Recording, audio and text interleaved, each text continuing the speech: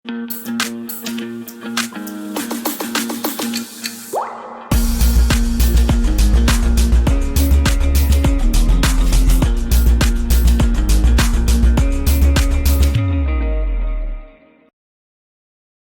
Students. तो आज हम लोग रेजिस्टिविटी एंड ओम्स लॉ की प्रूविंग, इसका हम लोग डिस्कशन करेंगे फोर्थ लेक्चर में करंट इलेक्ट्रिसिटी के। ठीक है, तो चलिए स्टार्ट करते हैं और पहले बात कर लेते हैं हम लोग रेजिस्टिविटी की। रेजिस्टिविटी को हम लोग किससे, रो से डिनोट करते हैं। वही रो जो आपने यूज किया है डेंसिटी के लिए, बिल्कुल सेम है। तो यहां पर भी रेजिस्टिविटी भी उसी की बात को लेकर हम लोग करेंगे क्या होती है। तो जनरली आपने इसके पहले भी पढ़ा होगा, क्लास 9-10 में, शायद आपको याद ना हो। ठीक है, उसमें यही हम कहते हैं कि अगर यूनिट एरिया क्रॉस सेक्शन और यूनिट लेंथ की कोई बॉडी है, unit area cross section and unit length की अगर कोई बॉडी है, तो हम उसको कहते हैं कि उसका रेजिस्टेंस रेजिस्टिविटी के न्यूमेरिकली इक्वल होगा। ठीक है, जैसा कि आपको शायद याद होगा, हम फॉर्मूला यूज करते हैं rho equal to R equal to rho into L by A, और फिर हम कहते हैं कि एल हमारा 1 मीटर हो, area cross section 1 metre square हो, तो जो रेजिस्टेंस होगा वो न्यूमेरिकली किसके इक्वल होगा, रेजिस्टिविटी। ठीक है, बट पूरी तरह से डेफिनेशन सही तो नहीं है। हाँ, 9-10 की अगर आपकी हम बात माने तो सही बात है कि डेफिनेशन सही है, कोई दिक्कत वाली बात नहीं है। लेकिन चूंकि यहां पर दो चीज सही नहीं है कहीं से भी, उसको सही मान भी नहीं सकते। तो एक्चुअल में रेजिस्टिविटी होती क्या है, हम यहां से आपको बताने जा रहे हैं। थोड़ा सा देखिए, जैसे फॉर एग्जाम्पल आप मान के चलिए कि ये कोई कंडक्टर है, यहां पे ये कोई कंडक्टर है, इसमें करंट जा रही है। कितनी करंट जा रही है, आई। एरिया क्रॉस सेक्शन जो इसका है वो कैपिटल ए। ठीक है, area cross section capital A, current कितनी जा रही है, आई। ठीक है, लेंथ क्या है, एल। अब आपको भी पता है कि करंट कैसे जाती है, high potential to low potential. तो अगर हम ये मान लें कि यहां से यहां तक इलेक्ट्रिक फील्ड क्या है, ई, और अगर इलेक्ट्रिक फील्ड ई है तो यहां से यहां तक का पोटेंशियल डिफरेंस भी होगा। विदाउट पोटेंशियल डिफरेंस करंट का फ्लो तो पॉसिबल नहीं है, क्योंकि करंट कैसे जाती है, मैंने बताया था, high potential to low potential, ये करंट का फ्लो होता है। ठीक है, तो यहां पर भी हम वही डिस्कस करने जा रहे हैं। तो रेजिस्टिविटी की जो डेफिनेशन होती है, ये होता है resistivity is the ratio of, समझ में आ गया होगा, electric field to current density. Resistivity जो होती है वो रेशियो होती है, electric field to current density के रेशियो को हम कहते हैं रेजिस्टिविटी। अब थोड़ा सा आप यहां पे देखो, अगर हम यहां पे देखें तो E क्या हो जाएगा, ये हो जाएगा V अपान एल। तो E के प्लेस पर रख दें V अपान एल। और करंट डेंसिटी, अगर एरिया क्रॉस सेक्शन ए है, करंट I है, तो J इक्वल टू क्या होगा, I अपान ए। तो यहां से अपने पास जो रिलेशन आ गया, rho equal to V upon I into A upon L.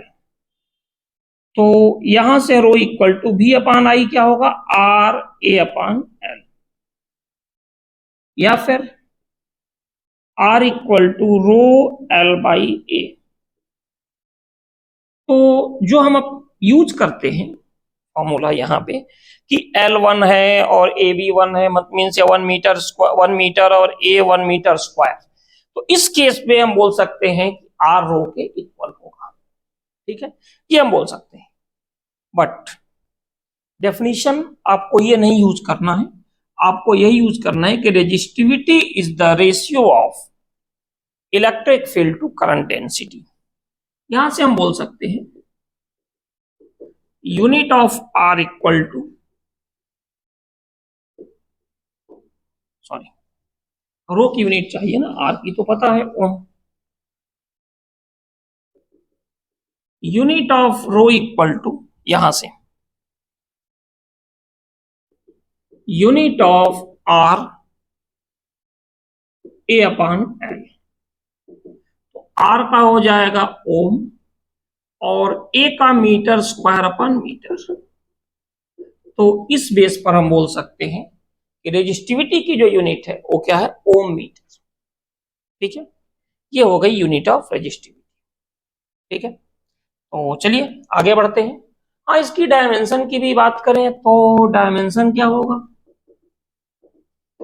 Dimension of रो, ओम का क्या होता है, आर वी अपॉन आई, ये वी अपॉन आई, और वी क्या होता है, डब्ल्यू अपॉन क्यू। तो ये होगा जूल, कूलम, एम्पियर, मीटर। ठीक है, क्योंकि ओम क्या होता है, R equal to V upon I, V होता है डब्ल्यू अपॉन क्यू और आई का एम्पियर और इसका मीटर। तो आप देख सकते हो जूल का होता है ml2 T-2 और कूलम का होगा 80, एम्पियर का यही रहेगा और इसका हो जाएगा L। ठीक है, तो यहां से हो जाएगा m L3 T-3 A-2, यही होगा m L3 T-3 A-2। तो ये अपने पास यहां से रेजिस्टिविटी की डायमेंशन हो गई। थोड़ा सा और इसको डिटेल में डिस्कस करते हैं हम ओम्स लॉ की प्रूविंग के बाद। ओम्स लॉ की प्रूविंग हो जाए इसके बाद थोड़ा सा और डिटेल में आते हैं हम इस पर कि रेजिस्टिविटी किस किस चीज पे डिपेंड करती है। ठीक है, और रेजिस्टेंस भी भाई देखिए, देखने समझ में आ रहा है कि सारी चीजें हम फॉर्मूले से, लेकिन फॉर्मूला हर जगह सही नहीं बताता भाई। अगर रेजिस्टिविटी की यहाँ फॉर्मूला देखोगे आप तो रेजिस्टिविटी कितना है, rho equal to R A by L, मतलब यह है कि रेजिस्टिविटी एरिया क्रॉस सेक्शन पर भी डिपेंड कर रही है और लेंथ पर भी, जबकि ऐसा नहीं है, रेजिस्टिविटी डिपेंड ही नहीं करती एरिया लेंथ पे। तो सारी इंफॉर्मेशन फॉर्मूला नहीं देता, या फिर उसके लिए हमें जो बेसिक फॉर्मूला है वहां पे जाते हैं हम लोग। तो अब हम बात करने जा रहे हैं प्रूविंग ऑफ ओम्स लॉ। तो देखिए यहां से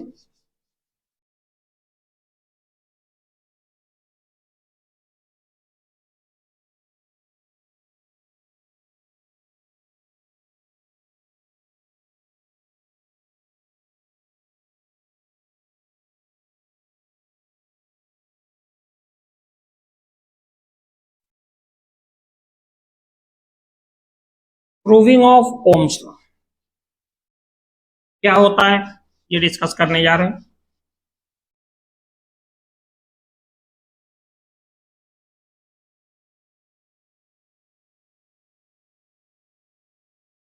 देखिए यहां पे proving of Ohm's law, Ohm's law को प्रूव करना है। अलग अलग मेथड होते हैं, पर चूंकि फ्री इलेक्ट्रॉन से करना ज्यादा बेटर होता है। ठीक है, वो थ्योरी हमारे लिए बेटर होती है। तो थोड़ा सा हम उसकी बात करें, हमें एज्यूम कर लें कि एक ये कोई कंडक्टर है जिसमें कि करंट का फ्लो हो रहा है, इसकी लेंथ क्या है L, पोटेंशियल डिफरेंस क्या है यहां से यहां तक V, और करंट का फ्लो हो रहा है तो क्लियर है कि एक इलेक्ट्रिक फील्ड यहां से यहां तक होगी, इसमें तो कोई दिक्कत है नहीं। और जो इलेक्ट्रॉन मूव करेंगे वो कैसे करेंगे, किस वेलोसिटी से, Vt से। करंट कितनी जा रही है, I। स्टेटमेंट में आप लिख सकते हो कि let a conductor of length L, ठीक है, let a conductor of length L having uniform area cross section A carry current I। देखो जो आपको दिखता है वो स्टेटमेंट में लिखना है let a conductor of length L, देख सकते हो, having uniform area cross section A, carry current I. The drift velocity of the free electron is Vt and potential difference across the conductor is capital V. ठीक है, इतना है। ठीक, अब जितने भी इलेक्ट्रॉन होंगे सबका एक्सेलरेशन सेम होगा। अब आप पूछोगे कैसे? एक्सेलरेशन A इक्वल टू क्या होता है? F अपॉन M, और F क्या होता है? Q into E। तो जितने भी इलेक्ट्रॉन है सबका Q सेम है, सबके लिए फील्ड सेम है, सबका मास सेम है, तो फिर हम क्या बोल सकते हैं कि जितने भी इलेक्ट्रॉन है सबका एक्सेलरेशन सेम होगा। तो देखिए यहां से, तो A इक्वल टू अगर हम बात करें एक्सेलरेशन ऑफ फ्री इलेक्ट्रॉन, तो क्या हो जाएगा? A इक्वल टू यहां से लिख सकते हैं F अपॉन M। F आपको भी पता है क्या हो जाएगा? QE upon M। अब दो चीजें देखो, इलेक्ट्रॉन के लिए Q क्या होता है? स्मॉल e, और एक चीज और है, E आपको पता ही है, V upon L। Electric field equal to potential difference upon length. इसीलिए इलेक्ट्रिक फील्ड का एक और नाम है, और वो नाम क्या है? Potential gradient. इलेक्ट्रिक फील्ड का एक और नाम है पोटेंशियल ग्रेडियंट। तो E इक्वल टू अपने पास आ गया V अपॉन L। ठीक है, अब हम आते हैं यहां पे वैल्यू पुट करें, तो A इक्वल टू क्या होगा? E V upon L divided by M, या फाइनली क्या हो गया अपने पास? इलेक्ट्रॉन का जो एक्सेलरेशन आया ये हो जाएगा EV अपॉन ML। ये आ गया अपने पास एक्सेलरेशन ऑफ द इलेक्ट्रॉन। ठीक है, इसमें तो कोई दिक्कत है नहीं, जितने भी इलेक्ट्रॉन है। अब मैंने वही आपसे कहा कि देखिए सबका चार्ज सेम है, सबके लिए पोटेंशियल सेम है, सबके लिए मास सेम है, एंड सबके लिए लेंथ सेम है। तो इस बेस पर हम बोल सकते हैं कि जो एक्सेलरेशन होगा वो सबके लिए क्या होगा? सेम होगा। ठीक है, अब अगर हम ये मान लें कि बहुत सारे इलेक्ट्रॉन है, एन नंबर ऑफ इलेक्ट्रॉन्स, ठीक है, तो उनकी जो इनिशियल वेलोसिटी होगी उन सबको हमने मान लिया u1, u2 up to un। जो फाइनल वेलोसिटी होगी उसको हमने मान लिया v1, v2 up to vn। ठीक है, और relaxation time τ1, τ2 up to τn respectively, ये हमने मान लिया। तो देखो एक फॉर्मूला अपने पास होता है v इक्वल टू, जो हम लोग यूज करते हैं Galileo equation, u plus at होता है इनिशियल वेलोसिटी जितने भी, चूंकि एक ही इलेक्ट्रॉन तो है नहीं, बहुत सारे फ्री इलेक्ट्रॉन्स हैं, n number of free electrons हमने मान लिया, तो सबकी initial velocity u1, u2, u3 up to un, final velocity v1, v2, v3 up to vn, and relaxation time τ1, τ2, τ3 up to τn।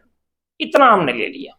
अब थोड़ा ध्यान देना यहाँ पे, तो v इक्वल टू क्या है? u plus A T. तो जो फर्स्ट इलेक्ट्रॉन होगा v1 इक्वल टू क्या होगा? u1 प्लस ए τ1। इसी तरह v2 क्या होगा? u2 plus A τ2। इसी तरह से vn क्या हो जाएगा? ये होगा un प्लस ए τn। ये हो गया इनकी वेलोसिटी। ठीक है, अब अगर हम बात करें v1 plus v2 up to vn, तो ये क्या होगा? un प्लस ए τ1 प्लस क्या होगा? u2 plus A τ2 up to un plus A τn। ये हो गया।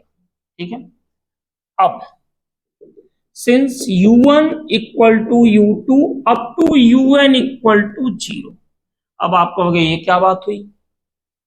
देखिए कोलिजन के बाद वेलोसिटी 0 हो गई, तो आप तो कहोगे फाइनल वेलोसिटी 0 होना चाहिए, सर तो इनिशियल वेलोसिटी लिखती है। तो मैं फिर बता दूं, मैंने पहले भी डिस्कस किया है, कभी भी जैसे ये इलेक्ट्रॉन चला और इसका आयन से कोलिजन हुआ, कोलिजन के बाद इसकी वेलोसिटी क्या हो जाती है? 0। ये तो आपको पता है। तो कभी भी फाइनल वेलोसिटी 0 नहीं होती, कोलिजन हुआ, कोलिजन से जस्ट पहले जैसे इलेक्ट्रॉन यहां से गया और ये एटम है यहां से आया या आयन से कोलिजन हुआ, तो कोलिजन से जो जस्ट पहले की वेलोसिटी होती है उसको हम फाइनल वेलोसिटी मानते हैं। ठीक है, अदरवाइज मैं फिर वही एग्जांपल दूंगा कि एक बॉडी को आपने ड्रॉप किया, तो ड्रॉप के केस में इनिशियल क्या हो गया, जीरो, हाथ हमारा रेस्ट में है, इनिशियल जीरो हो गया, बॉडी नीचे चली गई, ग्राउंड पे स्ट्राइक करके वहीं रुक गई, तो फाइनल जीरो। अब यार इनिशियल भी जीरो और फाइनल भी जीरो, तो क्या वेलोसिटी पॉसिबल है, नहीं, इनिशियल तो जीरो है, फाइनल वेलोसिटी जब बॉडी ग्राउंड पे गई तो ग्राउंड पे स्ट्राइक करने के जस्ट पहले जो वेलोसिटी होगी उसको हम बोलते हैं फाइनल वेलोसिटी। ठीक है, तो अब देखिए यहां से क्या लिख सकते हैं हम लोग, यहां पे लिख सकते हैं v1 plus v2 up to vn, ये तो जीरो हो गया, ए कॉमन ले लो, क्या होगा, τ1 प्लस τ2 अप टू τn, इतना हो गया। अब हम क्या करें, इसमें divide by n, both side, दोनों साइड आप n से डिवाइड कर दो, तो अपने पास आ गया v1 plus v2 up to vn divided by n equal to, a common ले लिया यहां से, τ1 plus τ2 up to τn divided by n। तो अब आप समझ सकते हो v1 plus v2 plus v3 up to vn upon n, इसी को क्या बोलते हैं, ड्रिफ्ट वेलोसिटी, और ये हो जाएगा vd इक्वल टू a, और ये क्या हो गया, एवरेज रिलैक्सेशन टाइम। ठीक है, अब देखो यहां से, सिंस I इक्वल टू क्या होता है, NEAVD होता है ना, अभी हमने लास्ट लेक्चर में ही प्रूफ किया था उसको, तो I इक्वल टू अपने पास हो गया NEAVD, VD की वैल्यू यहां पुट कर दो, VD की अगर वैल्यू पुट करते हैं तो ये हो जाएगा I अपान NEA, और A की वैल्यू देखो यहां से हम लोगों ने प्रूफ किया है, यह EV upon ml into tau. ठीक है, अब एक काम करो, इनको थोड़ा उल्टा लिखते हैं। ठीक है, ये हो जाएगा EV upon ml tau equal to I upon NEA। ठीक है, तो एक काम कीजिए, इसको इधर लेकर आ जाइए, V upon I, V upon I को लेकर इधर आ गए, तो ml ऊपर चला जाएगा अपॉन एन ई स्क्वायर ए टाउ, ये आ गया।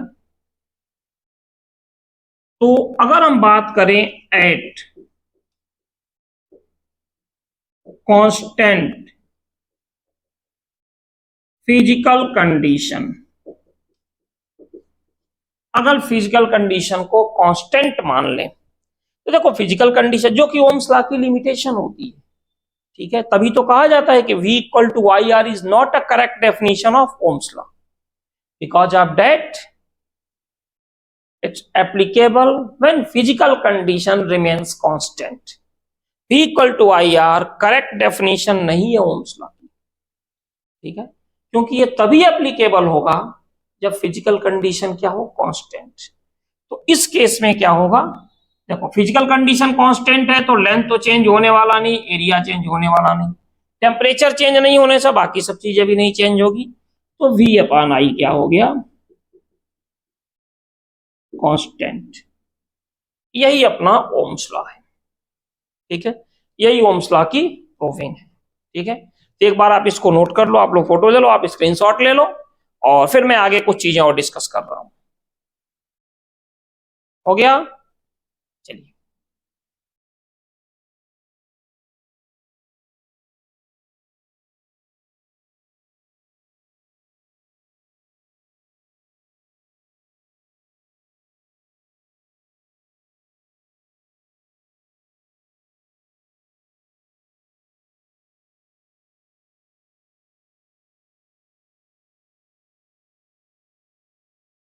कुछ चीजें। अब आते हैं हम लोग, तो V अपान आई कॉन्स्टेंट है, ओम्स लॉ प्रूफ हो गया, तो V अपान आई को R भी बोलते हैं।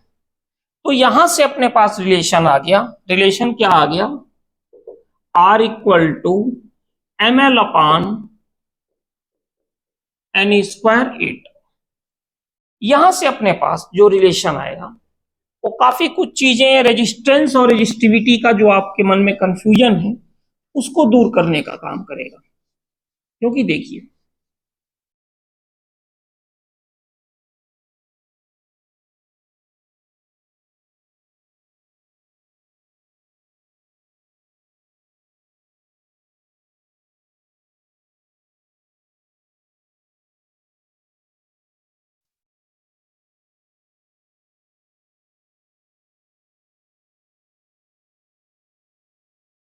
थोड़ा सा आप यहां पे देखो, इस रिलेशन को देख के हमें समझ में आ रहा है कि R क्या होगा, directly proportional to L, R inversely proportional to A, है ना। और R जो है वो inversely proportional to N। N को हम लोग क्या बोलते हैं, फ्री इलेक्ट्रॉन डेंसिटी। और फ्री इलेक्ट्रॉन डेंसिटी किस पर डिपेंड करती है, नेचर ऑफ मटेरियल पे, मटेरियल का नेचर क्या है इस पर फ्री इलेक्ट्रॉन डेंसिटी डिपेंड करती है, ठीक है। इसीलिए इसको हम डिनोट कर रहे हैं N से, N is the nature of material, and R inversely proportional to tau. Tau क्या है, एवरेज रिलैक्सेशन टाइम, ठीक है। ये भी हम अभी आगे डिस्कस करेंगे कि एवरेज रिलैक्सेशन टाइम जो कोलिजन होता है, ठीक है, ये डिपेंड करता है टेम्परेचर पे, ये जो है वो टेम्परेचर पर डिपेंड करता है, ये भी हम डिस्कस करेंगे आगे। तो अभी फिलहाल आप समझ लीजिए, जो रेजिस्टेंस है वो लेंथ पे डिपेंड करता है, एरिया क्रॉस सेक्शन पे, नेचर ऑफ मटेरियल पे, एंड टेम्परेचर पे, ठीक है। ये जो N है ना, नेचर ऑफ मटेरियल, और ये जो है वो टेम्परेचर पे। तो इन चार चीजों पर तो रेजिस्टेंस डिपेंड करता है। मैंने आपसे एक बात बोली थी कि जो फॉर्मूला था उसमें क्या था, rho equal to R A by L, देखा होगा आपने, अपने पास जो था rho equal to R A by L. तो इस फॉर्मूले को देखकर आप भी कहोगे कि हाँ सही तो कर रहे हैं सर, जो रो है वो लेंथ एरिया पर डिपेंड तो करेगा, बट एक्चुअली ऐसा नहीं है, ठीक है। क्यों नहीं है ये देखिए, तो रो इक्वल टू आर की वैल्यू आप पुट कर दो, ml upon N square A tau into A upon L, ए से ए और एल से एल कैंसिल हो गया, तो यहां से रो इक्वल टू क्या होगा, m अपान एन स्क्वायर टाउ, ये आ गया अपनी रेजिस्टिविटी, ठीक है। अब बताइए, इसमें कहीं लेंथ है, नहीं है, इसमें कहीं एरिया है, नहीं है, तो ये रिलेशन बताता है जो इसका बेसिक रिलेशन है कि resistivity is the independent of length and area of cross section. ये रिलेशन ही बता रहा है कि रेजिस्टिविटी लेंथ और एरिया ऑफ क्रॉस सेक्शन पे डिपेंड नहीं करती, ठीक है।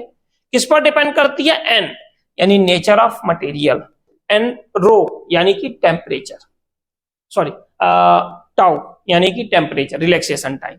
तो फिर हम ये बोल सकते हैं कि एक वायर है, वायर की लेंथ आपने इंक्रीज कर दी या उसको डबल्ड कर दिया, अगर मटेरियल सेम है तो रेजिस्टेंस तो चेंज हो जाएगा, लेंथ बढ़ा दिया, एरिया कम कर दिया, कुछ भी कर दिया, लेकिन रेजिस्टिविटी चेंज नहीं होगा अगर आप उसका टेम्परेचर नहीं चेंज कर रहे हो या उस वायर को किसी और वायर से रिप्लेस नहीं कर रहे हो।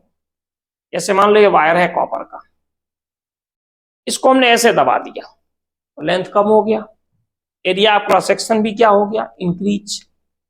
समझना इस चीज को, लेंथ भी कम हो गया और एरिया क्रॉस सेक्शन भी इंक्रीज हो गया, तो रेजिस्टेंस इसका चेंज हो जाएगा इस वायर का। लेकिन रेजिस्टिविटी अगर हम टेम्परेचर चेंज नहीं कर रहे हैं, वायर वही है या नेचर ऑफ मटेरियल सेम है, तो रेजिस्टिविटी में कोई भी चेंजिंग नहीं होगी। रेजिस्टिविटी अगर आपको चेंज करना है तो आपको एन या टाउ में से एक चीज चेंज करनी पड़ेगी, या दोनों चेंज कर दो। एन मतलब नेचर ऑफ मटेरियल और टाउ मीन्स टेम्परेचर। अगर इसको आप चेंज नहीं कर रहे हो तो ये चेंज नहीं होगा। लेकिन रेजिस्टेंस देखा जाए तो इन 4 चीजों पर डिपेंड करता है, ठीक है। और रेजिस्टिविटी किस पर डिपेंड करती है? केवल nature of material and temperature पे, ठीक है। एक दो छोटे छोटे क्वेश्चन आते हैं कई बार आता है कि एक वायर का पोटेंशियल डिफरेंस हमने कांस्टेंट रखा, एक वायर का पोटेंशियल डिफरेंस कांस्टेंट रखा, तो ड्रिफ्ट वेलोसिटी क्या एरिया ऑफ क्रॉस सेक्शन पे डिपेंड करेगी? मान लो ये कोई वायर है, यहां पे ये कोई वायर है जिसमें कि करंट कितनी जा रही है? आई। इसमें हमने V को कांस्टेंट रखा, V जो है ये क्या है? कांस्टेंट। तो इसके अंदर जो ड्रिफ्ट वेलोसिटी होगी ये इस एरिया ऑफ क्रॉस सेक्शन पर डिपेंड करेगी। तो देखो ऐसे तो अगर हम देखें तो आप कह सकते हो कि I इक्वल टू क्या होगा? NEA VD। तो VD equal to I upon A NEA, ठीक है। तो देखो दो कंडीशन है। सबसे पहले अगर हम मान लें कि I को हमने कांस्टेंट रखा, I कांस्टेंट है, तो VD क्या हो जाएगा बेटा? I अपॉन NEA, तो I कांस्टेंट है, टेम्परेचर को हमने कांस्टेंट रखा, E चेंज हो नहीं सकता, तो VD क्या होगा? Inversely proportional to E।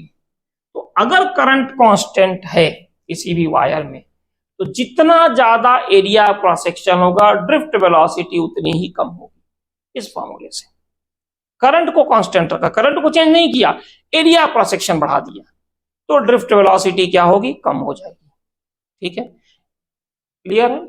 अब देखो इसके बाद अगर मान लीजिए कि हमने V को कांस्टेंट रखा,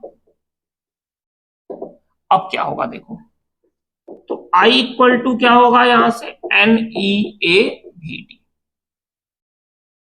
ठीक है। हमने रखा I equal to NEA VD, तो I को क्या लिख सकते हैं? V upon R equal to NEA VD। अब हमने ऐसा क्यों लिखा? क्योंकि यहां पे पोटेंशियल डिफरेंस को हमें कांस्टेंट करना है, तो यहां से क्या हो जाएगा? V equal to R NEA VD, या फिर V इक्वल टू R को लिख सकते हैं रो L बाई A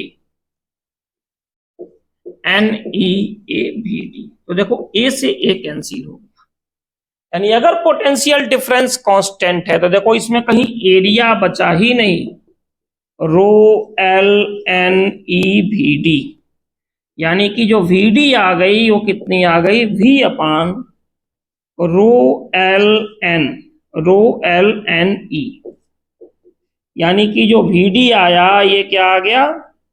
यहां से 1 अपान L।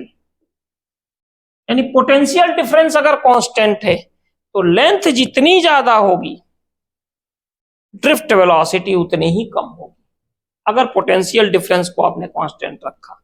लेकिन दूसरी सबसे इंपॉर्टेंट चीज है कि अगर आपने करंट को कांस्टेंट रखा तो VD inversely proportional to A होगा, लेकिन अगर आपने पोटेंशियल डिफरेंस को कांस्टेंट रखा तो देखो VD is the independent of area cross section. देखो इसमें कहीं एरिया क्रॉस सेक्शन है? नहीं है। तो ये रिलेशन बताता है VD का और इसके साथ, ठीक है।